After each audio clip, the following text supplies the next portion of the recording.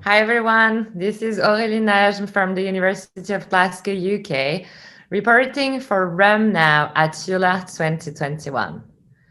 As you might know, synovial tissue research has been able over the past years to unravel specific histological and transcriptomic synovial tissue signatures, and these have been associated with different disease phenotypes and prognosis.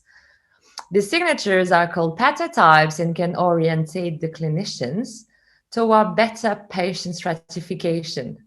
However, despite all these recent advances in synovial biology, the analysis of the tissue is not yet used as a clinical biomarker for personalized therapy. Well, we are now a step closer to the use of synovial tissue as a tool for personalized therapy in naive RA. The oral presentation 0011 presented by Felice Rivelis have analyzed 70 patients' tissue sample from a famous cohort, the pathobiology of early arthritis cohort, that has looked into immunohistochemistry of the tissue, but in parallel, they have also looked into an additional peripheral blood sample via flow cytometry and did combined RNA sequencing.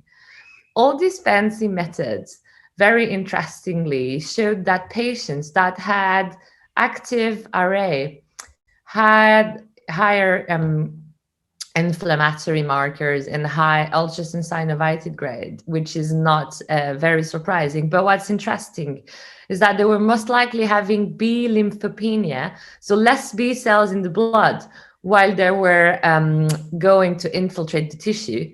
And as the opposite, the T helper cells presence in the peripheral blood was positively correlated with inflammatory marker and with synovitis detected by ultrasound. Overall, what this means is that you see an alternative way of having lower B cell count in the blood and higher T cell count in the blood, while in the tissue, they could show an infiltration of lymphoid and myeloid cells more frequently in patients that have this peripheral blood phenotype. These T helper cell signatures that was identified in both blood and tissue was actually predictive of future biologic DMARD use in this population.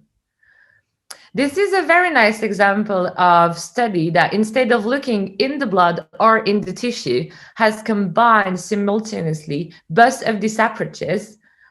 And this is actually paving the way for further combined analysis that could help to depict peripheral and or synovial signatures that could be used as clinical biomarkers for precision medicine in clinical practice. So this is very promising and exciting. And stay tuned for more fascinating biology at EULAR 2021 and head to remnow.com and follow Aurelie Romo on Twitter. Thank you.